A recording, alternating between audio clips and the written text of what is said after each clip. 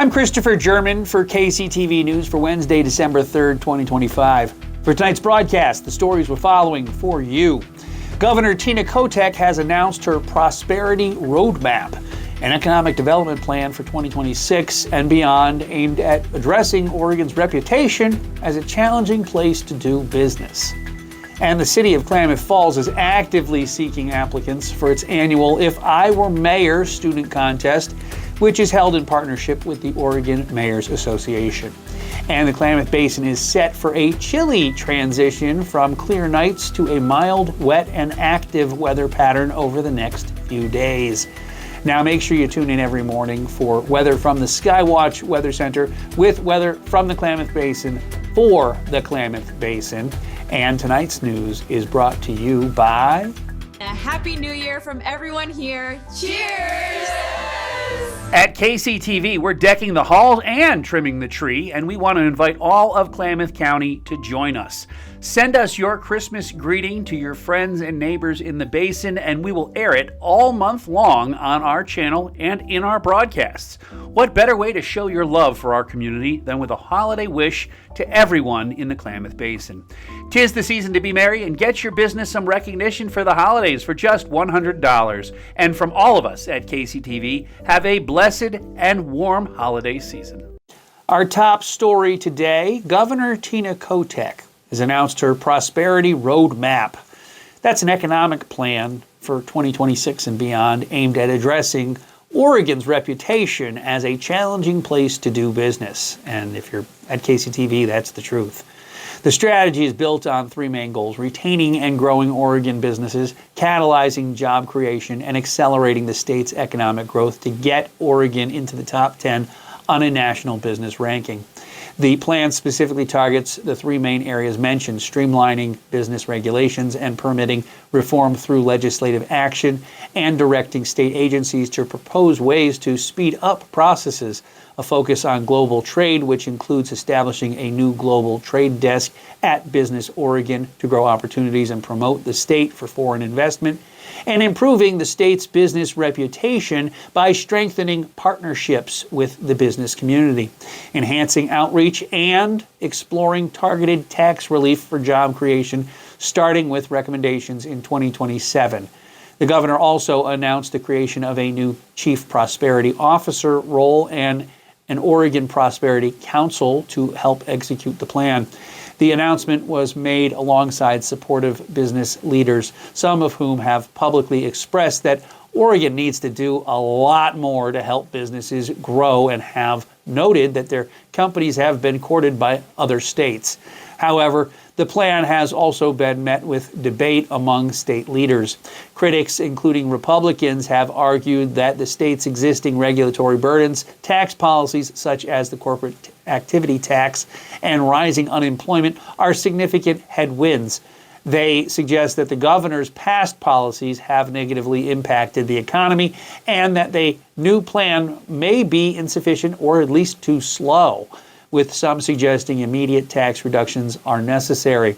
Kotek's administration acknowledges the concerns about the current business climate and the need to address the feeling among businesses that they have been treated like a piggy bank, asserting that the roadmap is a coordinated effort needed to put the state on a faster track towards prosperity. And the City of Klamath Falls is actively seeking applicants for its annual If I Were Mayor student contest, which is held in partnership with the Oregon Mayors Association. This contest encourages local students to share their creative ideas on how they would lead and improve the community if they were mayor. The contest is typically held during the school year, and entries must be submitted by the local deadlines to the City of Klamath Falls for judging. The most recent available information for the local contest indicates a past deadline of March 29th, 2024. For most current deadline and official entry forms for the 2025-26 school year contest, students and parents should contact the City of Klamath Falls directly.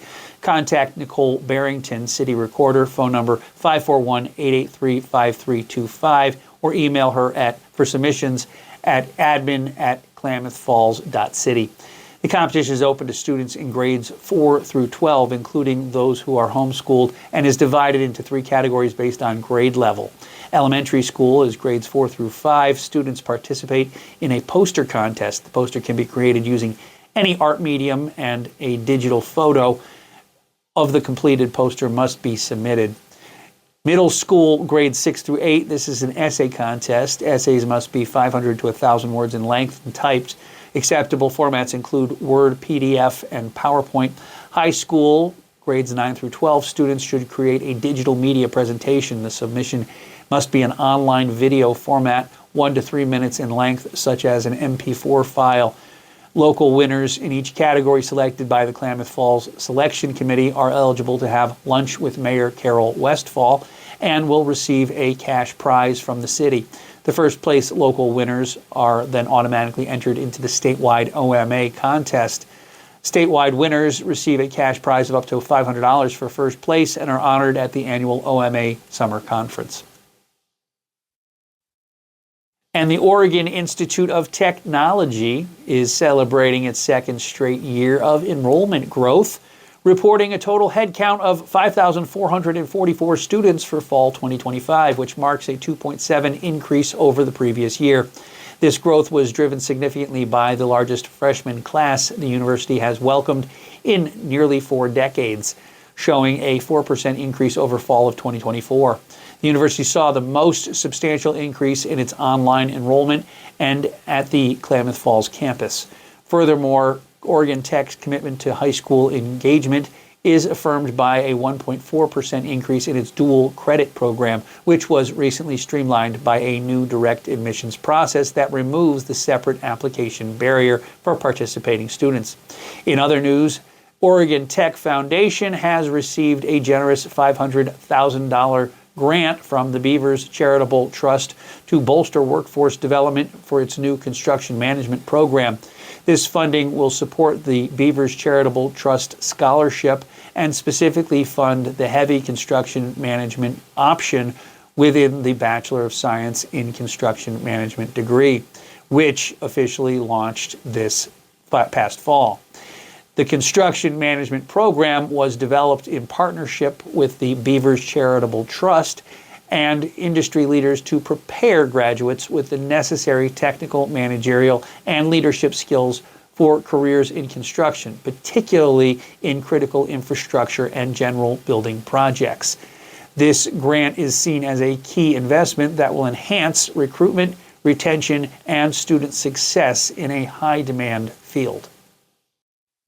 And the Klamath County Sheriff's Office has released more information regarding a cattle theft case in southern Oregon, including the names of the suspects and additional crimes being investigated.